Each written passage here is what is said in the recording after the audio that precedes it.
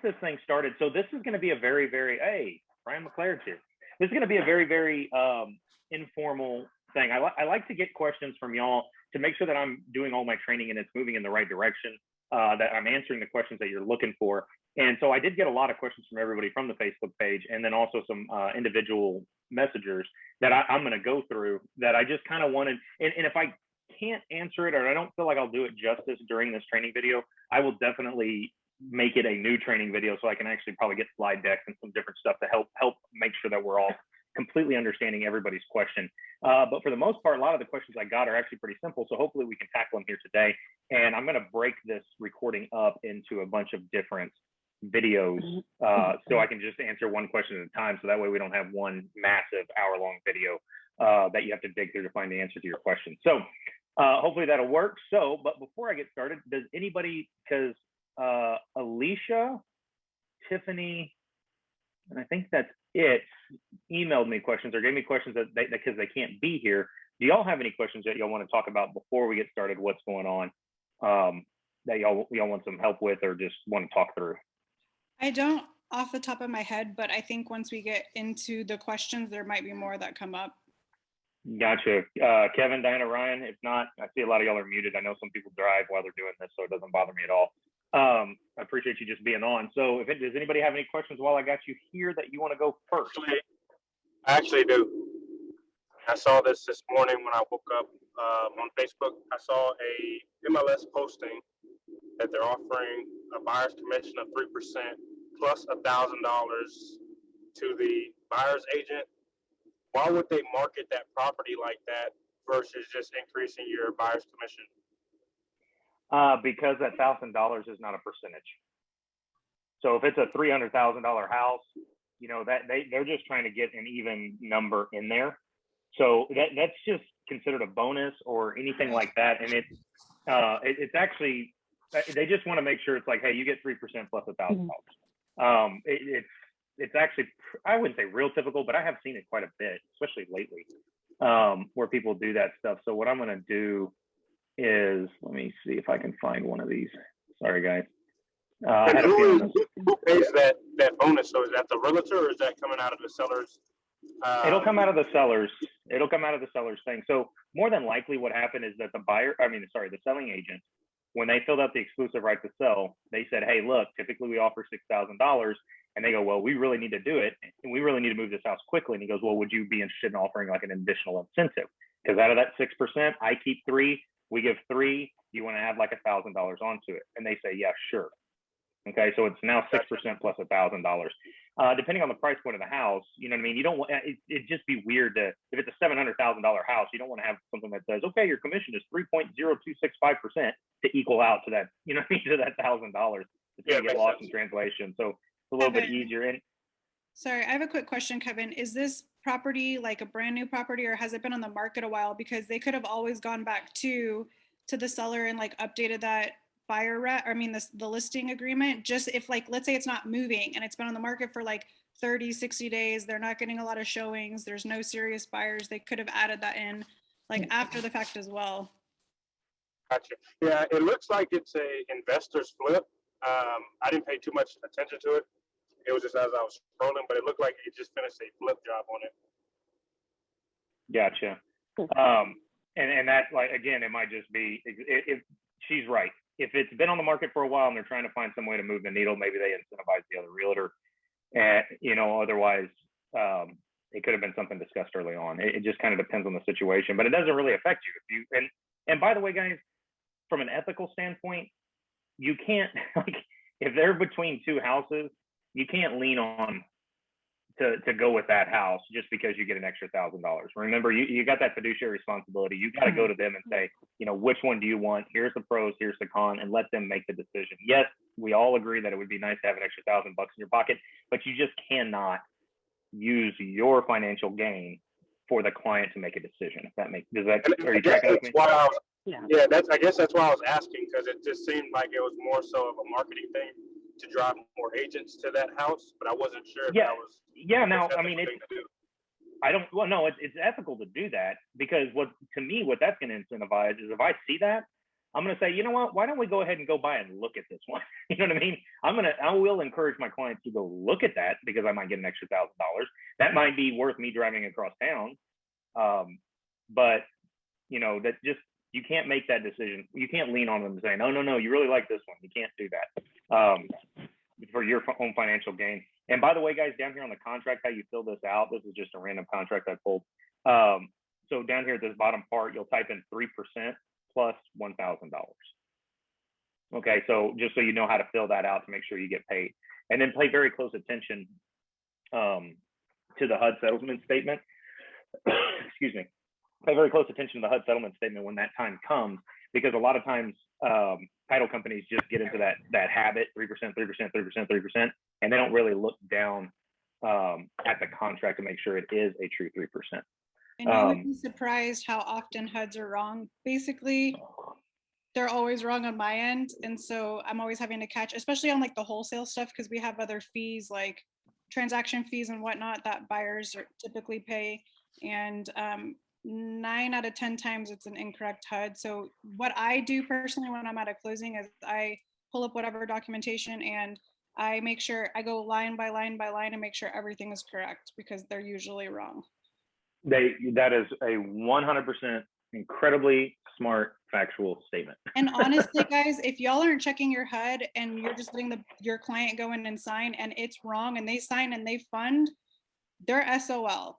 Because that's why you have to like double check those HUDs, because like the littlest things could be wrong. So if you're helping an investor client and there's tenants, you need to make sure those prorated rents are on there. You need to make sure their security deposits are on there. Like any fee that's within that contract, depending on who's paying for it, needs to be on there. Right. Yeah, just take your time with the HUD. And then there is a video where we go through a HUD settlement statement. So if you're not subscribed to the YouTube channel, get on there, because I do walk through it line by line, exactly what every single one of those lines means. So keep a close eye on it. That answer your question, Kevin? I'm going to go with yes. Diana, did you have a question? Yeah. No, you're good. I don't know who Ryan, and I don't know who this last person is. It's just a phone number. I'd have to look it up, but I'm feeling lazy. Oh, It's me. It's Melina. I can't figure out how to change my name on here. Oh, it's okay. Melina, do you have any questions or anything you want to bring to the table before I start going through the list? No, I'm just listening. Okay, cool. Awesome. Okay, so we're gonna break this up. I like this. So the first question that somebody asked me is, what are title insurance rates or premiums, and is it required? Excellent question, both, because everything in real estate, just about, guys, is negotiable, right? What's interesting about title insurance companies is they are not regulated by the same department that we are. They're not regulated by the Texas Real Estate Commission. They are regulated by the Texas Insurance Commission. They sell an insurance, just like car insurance, just like homeowners insurance, just like anything else. So they are regulated by somebody different. And because they are regulated by them, title insurance premiums are not set, are set in stone. Like they can't, like Key Title can't charge more than Alamo Title, can't charge more than Chicago Title. Like everybody charges the exact same amount for title insurance. Now, what's funny about that is you can go look it up. I mean, it's right here. It's the Texas Department of Insurance.gov. Now, there are some things that will change this, but I will go here to look at this to help me figure out what I'm doing, or to help me if I'm doing a net sheet or something and I kind of want to know what's going on. This is where I'll go. So it's the Texas Department of Insurance, and here's the title rates, okay, for title insurance. Now, title companies can charge different fees, and those are not regulated. One of the ones that is most familiar that I fight with a lot is something called an escrow fee, and it's basically them charging you to handle the file. I've got some people down to $200. I've seen some as high as $600 per side. Like they'll charge $600 to the buyer and $600 to the seller just for putting all the papers together. I do think they need to get paid. Obviously, that's a lot of paperwork to keep together, but it is something that you can negotiate with a title company. So if you're going out there looking for a title company, talk to them. What are your escrow fees? Are those malleable? Like, can we move those around at all? So real quick, just talking about title insurance right here, policies up to and including $25,000, $328. Okay. Now this one is a very easy rate, but if you notice, it stops at 100 grand. Most houses sell for over $100,000, but there's actually a pretty easy calculation at this point. So, and here it is. So I'm going to walk through one with y'all to make sure that we can all understand. So Hillary, give me a price to a house. Let's just do like 180. I don't know. All right. So we've got a $180,000 house. That is our contracted price. Okay. By the way, guys, it deals with the contracted price, not the net price. So I don't care if there's seller commission or contributions. I don't care about any of that stuff. Like, what is the contracted price? So the first thing it says, you're going to look right here. So we're somewhere between 100 and a million. All right. Step one, subtract $100,000. That's pretty easy. Then we're going to multiply this times 0.00527, enter, which is $421. And then we add $832. So the title insurance for that property that sold for $180,000 will be $1,253.60. Okay. There's also, now, like, honestly, Colin, I was going to say, like, with my title company, I have a good relationship with them. So I said, hey, can you just send me over like your sheet? So they just give me a sheet that's like, it literally will tell you line by line, like all the different prices of houses and what that title policy is going to be. And it's pretty straightforward because, like Colin said, like, it's regulated. So like, you can't, it's not like this title company gives a lower title policy on this price point. It's like they have to do it across the board the same. So if you guys have, I can also send that out to everybody if people want it. So just let me know. Yeah, and you kind of beat me to a punchline there. A lot of title companies will have apps as well that you can download. I think it's Capital Title is the one I like to use if I'm on the fly. I've got the Capital Title app, and it'll punch it all in there, and it'll also help you with net sheets, which I'm going to go into that in a little bit more detail later. But yes, to Hillary's point, ask your title company if this seems too hard. If you're not a big math person, it's pretty straightforward to me, but I just wanted to show everybody that it is regulated by the Texas Department of Insurance. You're not going to pay more at one title company or the other. Everybody tracking on that one? Yep. Wonderful. Yep. All right. The next question I got that came in here was, when running a CMA, why do comp adjustments? How do you know what to adjust it to? Man, that is a good question. Okay. So you're going to do comp adjustments. So what she's talking about, let me see if I can.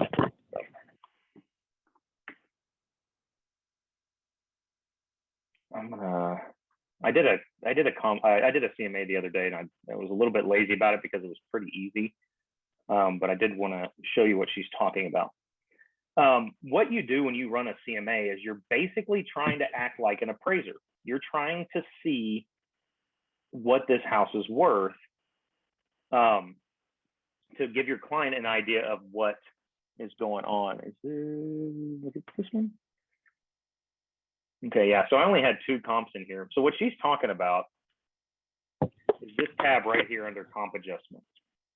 So I did have 3 comps in here, and I compare them against the subject property of 3 bedrooms, 2 bath, 3 bedroom, 2 bath, 3-3, 3-2. So this one has an extra bedroom. And so one of the things an extra bath, excuse me. I did not take off for that. Okay. A comp adjustment is going to help you get as close to apples and apples. There are, but there's very few houses that are exactly identical. You're going to want to make sure that you are trying your best to get these, when you do a CMA, as close to the actual price that you can get. I did post in our Facebook group a while back this great little article I found. Where is it? About what this guy does, and it was super simple because he was able to kind of just break it down into, hey, I only charge this much, I only do this much. Oh, where is it? And I would highly recommend bookmarking that page because it was super helpful. Where in the world did I do that?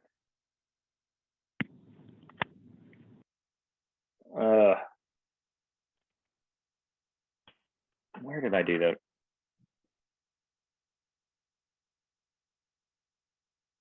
Anyhow, it's in here somewhere, guys. There was an article I put about how to adjust your comps, and it came from somebody else. How to adjust comps. Oops. Let me see if I can just find it this way. Was it this? No, it wasn't that. But guys, one of the basic things I do, guys, is I'm going to pay attention to all the houses that are around it. So for this, I'm not going to sit here and look for that. This one right here, guys, it's pretty straightforward. So I made a comp adjustment for the square footage. So my subject property is 832. This one's smaller, so I'm going to add some value to get to this house. And this one is bigger, so I subtracted some value. And we can kind of see where all these things sold, you know, for the different price points and all this stuff. I usually think a full bathroom is worth about $15,000. So I would subtract $15,000 in the value, especially in this neighborhood. But it's just because I've been kind of paying attention to this neighborhood and knowing what's going on. So you're going to want to adjust if you notice that, you know, this house is, the exterior on this one is 3 sides masonry, but this one's all stucco. You know, some people like stucco more, some people don't. I usually adjust up for stucco because it does cost more. I will add a value to that, or actually subtract. So if this one was stucco and this one was brick, I would probably subtract a couple grand to take that off. So why do we do comp adjustments? We do comp adjustments to try and make sure that we are comparing apples to apples whenever we go show the CMA to our clients. Does that make sense to everybody? Yeah. Oh, by the way, guys, I also don't, one of the big things I want to say about that is do not figure out the price per square foot on the house. Let's say it's, you know, $150 a square foot.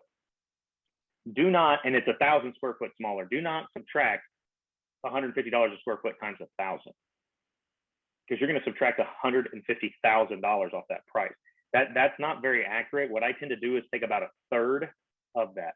So if it's $150 a square foot, I'll take off $50 a square foot. Because yes, the house is smaller, but it doesn't mean that the house is just completely gone. It still has some value to it. So that's another little trick that I use in there. I usually ask, depending on the neighborhood, $10,000 to $20,000 for a bathroom, somewhere between $5,000 and $15,000 for a bedroom. It's kind of some general terms that I use. But just pay attention to it. It takes a little bit, guys. You can't just run through a CMA in 5 seconds to get out the door. It's going to take you a minute to some thinking. And I do have a video on doing CMAs too, so if you want to go back and check that one out. Next question from Tiffany. In the CMA worksheet, under net proceeds at the bottom of the page, what is the approximate balance due? And what is the estimated total charges? What do these numbers that are auto-generated represent? All right, so if we go back in here and she's talking about this tab on the CMA, you can add this into your CMA, which will show them what the valuation or what they will walk away with. And this is specifically for a seller's CMA. So if they are selling, they want to know what they're going to walk away with. Guys, you can adjust, as you can see right here, conventional, VA, FHA, and cash. Everybody charges different fees for every single thing they do. As you can see, the escrow fee, $25. That's probably not right. It's probably $250. Her specific question had to do with what is the approximate balance due? Guys, how much do you owe on your mortgage? Right? How much do you owe on your mortgage? You're going to put that in there where it says first lien note estimated, right? How much do you owe? You're selling your house for $300, you still owe 100, so we're starting off at $200,000.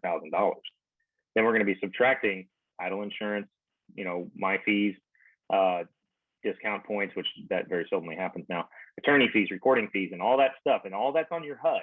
If you want to call your title company and have them walk you through this or give you a list of their charges, you can do that, punch them all in here, and it's going to give them an idea of what they're going to walk away with.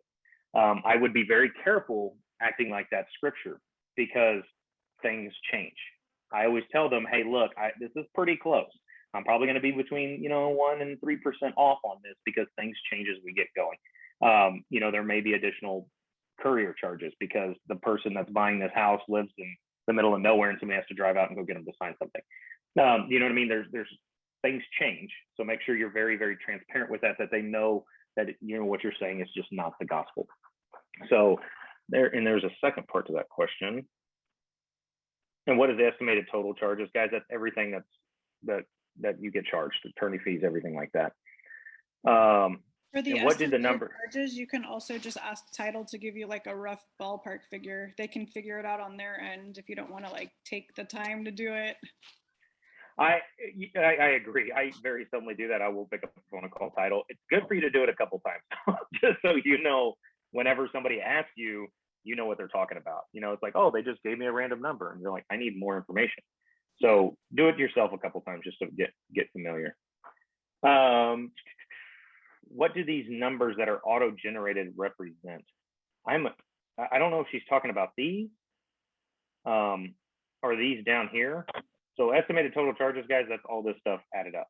Approximate balance due, that's going to be, depending on each loan, how much she's going to walk away with. So hopefully that answers that question. And you're not going to want to do your average price. You're going to want to do your average adjusted price if you do this right, whenever you're using this. So as you can see, there's a big difference between the average price and the average adjusted price of about 11 grand. So make sure you're paying attention when you're doing your CMAs. Take your time with it. Go watch the video. If you got any questions, just hit me up. All right. How do I calculate what the seller could walk away with after closing? Guys, we just went over that. That's going to be how you do it through Sabor. My client has a goal to walk away with 100K after capital gains and everything is said and done. What do I do to calculate this one? So guys, you can do this in your CMA. This is probably where I would do it, because when I'm done with my CMA, I'm able to make a nice presentation and it's all in one place. Again, if you would like, you can contact the title company and say, hey, look, I need a rough net sheet. Okay. And they will do their best to give you a net sheet. They're going to balk. They don't want to seem like they're committing to anything, because they know things change throughout the entire real estate transaction. So you can ask title. You can go to pretty much every big title company has got some sort of app so they can figure all that stuff out. Or you can do it right here through the CMA. All right, next question. Can we do a more detailed rundown of the net proceeds section? Hopefully that's it. I'm going to talk to Tiffany after we're done and see if that answers her question. If not, we'll make another video just talking about the net proceeds section. Because I do understand a lot of people when they're selling their house, well, how much am I walking away with? Because that question is going to come up for agent, or it's going to come up when they go to buy their new house. How much money are you going to be putting down? Well, it's going to depend on how much money I walk away with this property. So Alicia's question. I have a question. I don't work with buyers much. My buyers are selling their home, and I am not sure when their new home will be ready. Is there any way to protect them from having to close too early, other than setting the closing date way out? Some kind of contingency. I'll try to be on tomorrow, but okay, that's fine. So how do I make sure that my buyer doesn't get kicked out of the house? You have to discuss that up front. Okay. You need to discuss that before y'all sign the contract. There's a couple of things. She hit the nail on the head on the first one, which is what I would do. I would just put the closing date further out. This, to me, shows up a lot whenever they're selling their house and moving into a new build. They know that the new build is supposed to be ready. I had one that was supposed to be ready July 30th. It still isn't ready. And they're not anticipating it being ready till August 30th. So we are playing this game with closing too soon. You need to talk through it with the other agent. Like, you need to find out what the buyers are trying to do. And you need to find out what the seller is trying to do and work through this. The way I'd handle it is I'd push the closing date as far as I could to keep that contingency having problems. And or there is a seller's temporary lease. Just saying, hey, look, we can close whatever day you want, but they can't move until this day. And that is a TREC form. Temporary residential lease. And it's right here, guys. So there is a seller's temporary lease. By the way, this can only be used if it's less than 90 days. So they can't say, oh, I'm going to live here for 6 months. No. That's a regular lease. And they do have that in TREC, but this is only if it's more than 90 days after, no more than 90 days after closing. So you just got to talk through it. I would either push back the closing date or I do a seller's temporary lease. Hillary, do you have any suggestions? I was just gonna say, yeah, like a later close date or the lease back, which I have one right now where we're closing on September 3rd, but they need till like October 3rd or something just to, I think right now sellers are having a hard time because the market's crazy, so they don't want to get stuck with no house. And so, you know, they also don't want to buy a house and have two mortgages at the same time. So there are a lot of people I'm seeing are doing a lot of lease backs right now just to be safe. And other things, I've seen a lot of people posting about this on the Facebook page. You know, help them find a place to go. You know, maybe they need a monthly Airbnb or something. It's a great way to help somebody out. You know, it's like, hey, look, we're gonna, you know, you're gonna move out and you're gonna move into this monthly Airbnb. You know, that might be a suggestion for them. Maybe they need an extended stay hotel or something like that. There's a myriad of options that you can do going through that, guys. Sorry, I'm going to be distracted for 30 seconds. If y'all need like references for Airbnb people that have personal Airbnbs, but also just have, sorry, if y'all need personal I know people who have personal Airbnbs, but also manage other people's Airbnbs. So if y'all like need that, let me know. I can help with that. Exactly, guys. I mean, you just gotta talk through it. There's just no other way to go about doing it. You just gotta figure it out. So that's all I mean, that's all the questions. Anybody else have any other questions? No. Nothing? Yeah. Does anybody have anything they really, really want to see going forward in the trainings? Not right now.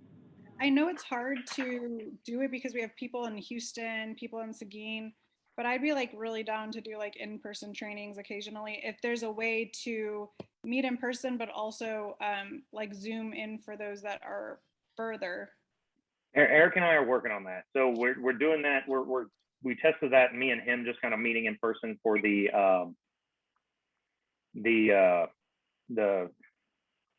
good Lord, Colin, talk like a big boy. The investment training. Yeah, the investment training. So we're definitely playing around with that to figure that out. It's a little more complicated to figure out how to get everybody to get the computer set up to where I can actually hear the Zoom, but I'm teaching and I'm not talking, and we're gonna have mics because they're gonna be too far away from the computer. It's kind of a pain, but we'll definitely figure it out because I want to do that.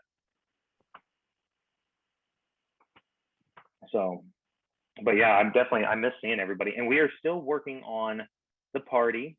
We are going to be throwing a party here very shortly, so get ready. That's going to be lots of fun. Do y'all know what month it is going to be? We're trying for September right now. Trying to do like a weekend in September. But we want to give everybody enough time to make sure they can be present for it. But last year we had a killer time. It was a lot of fun. Eric's a little mad because of the 25th. Not the weekend of the 20th. Hold on. I really Hillary asked. Hillary shall get it. I really want to go, and that's the only weekend that I have an issue. Okay. Got it. Got it. All right. Anything else? Questions, comments, concerns? Otherwise, I'm going to go eat my lunch. I forgot to bring it in here with me because, like I said, I've been frazzled all day. No, I think that's good.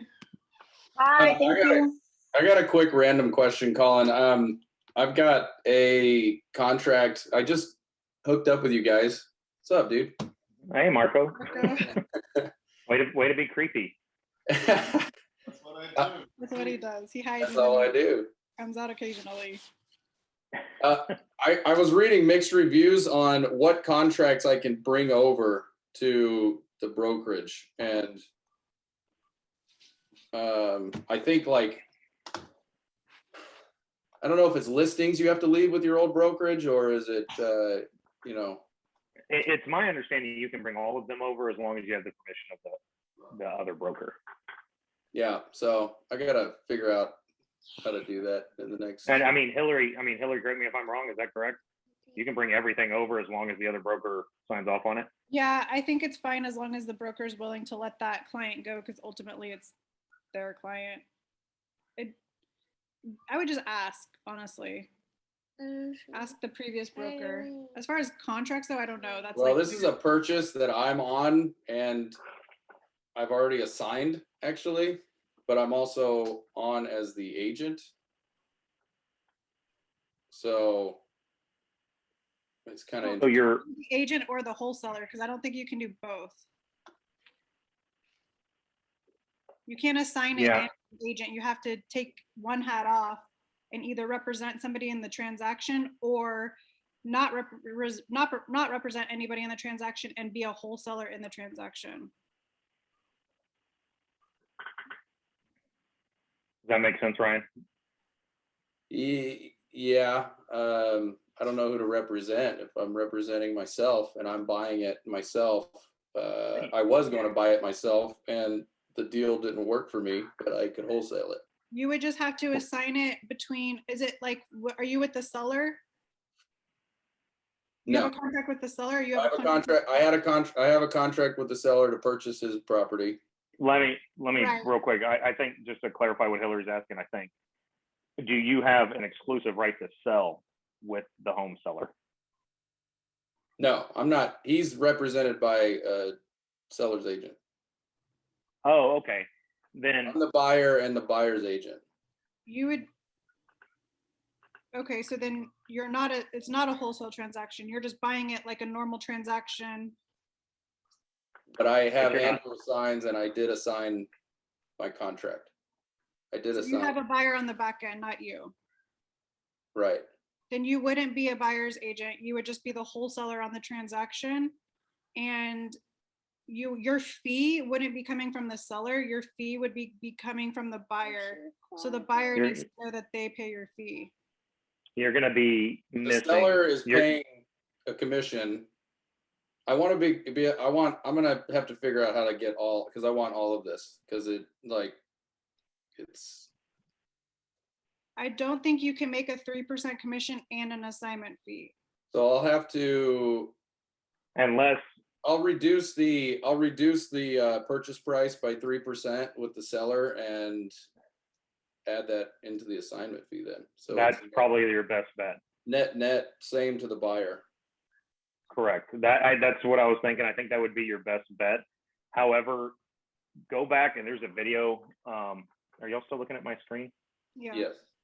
Okay. I think I just posted it from last week where Hillary, Eric, and I were all talking. Also real quick, Ryan. Yeah, right if here. you decide to then be the wholesaler and not the agent, you'll just need to terminate your buyer rep agreement with your buyer and explain that you're just the Well, he wholesaler. was I'm the buyer. There's no buyer rep. Okay, got it. I see what you're saying. My I LLC, would my LLC is the buyer and or assigns, and I was going to buy it for myself to do a development on, and it didn't work out. But instead of letting the contract go, I found someone to wholesale it to, essentially. Okay, so then you What- have a buyer. Part of my total compensation on the whole deal is that 3% plus, plus the assignment fee. So I just yeah, need to I would reduce that. reduce. I would reduce that, saying, hey, look, I'm not going to take commission on this. Reduce The the agent price. rep, Yeah. but you're going to have to make sure that agent understands that he's got to alter his buyer's rep agreement. I mean, seller's rep agreement or seller's whatever, because whatever it is, because he's going to have to remove 6%, drop it down to 3%, because you don't want him coming back going, you said 6% on this piece of paper. Yeah, so technically the seller is just paying the 3%, and then what, your buyer's price is going to increase? No, the buyer's price will stay constant. The The seller's buyer's price is price going to drop by 3%. is more than what I'm paying, because that's where my assignment fee comes in. And you're going to want to, alter the contract, because I'm sure you got 3% on that. So you're going to need to amend that. Tell them, and then take off the 3%, drop the price 3%, which you should be able to do all that on one amendment. And then you need to make sure you have that exhibit alpha as well. I have that technically, well, the verbiage is in there because of my assignment verbiage. It's probably lines up, but it's not under white line. So I'll have to figure that out if I move it over. Otherwise, I'll just leave it. I don't know. I'll work on that. I just, that's one thing I have to deal with on this deal. So. Yeah, that's a fun contract. I think I would just amend those two things. I drop the price by 3%, take that off of there, just saying, hey, look, I don't want my 3%. I just want the price reduced by that. And then they should be, and just explain that, saying, hey, look, I'm buying it. I just don't want the commission. There's no point in it. I'd rather bring less money to the table. Okay. Good question. I like brain teasers. I'm like trying to wrap my head around it because whenever I wholesale a transaction, I never represent myself as a realtor. But if I'm buying a property personally, that's not a wholesale transaction, I do represent myself as a buyer, but I never try and combine both in one. Well, I think why, Hillary, is because this sounds like he found it in the MLS. Right. So he found it in the MLS, so the 3% was up for grabs. Why not? Right? Well, and my original intent was to buy it and keep it. I didn't buy it as a wholesale deal. It turned into a wholesale deal. And I want that 3% because the seller is offering it.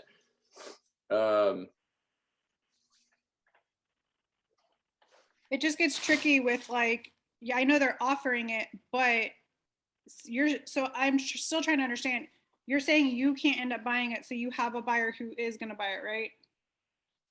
The assignor. Right. So, I mean, I guess you should ask Eric, but from my understanding, you can't represent people if you're wholesaling it and you're doing both at this point.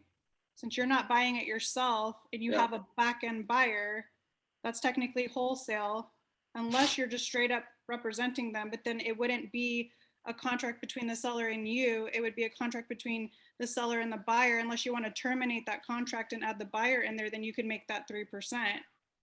But you can't do both. Yeah.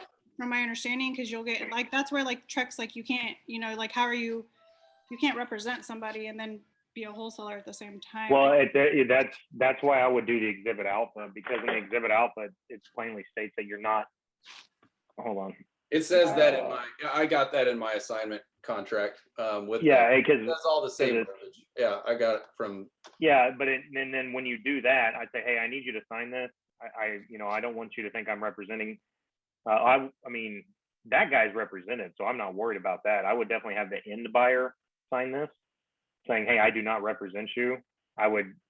So now at that point, you are not representing anybody. I would take the 3% off and just ask for a price reduction. Yeah, I'll work on cleaning that up. That was a good question.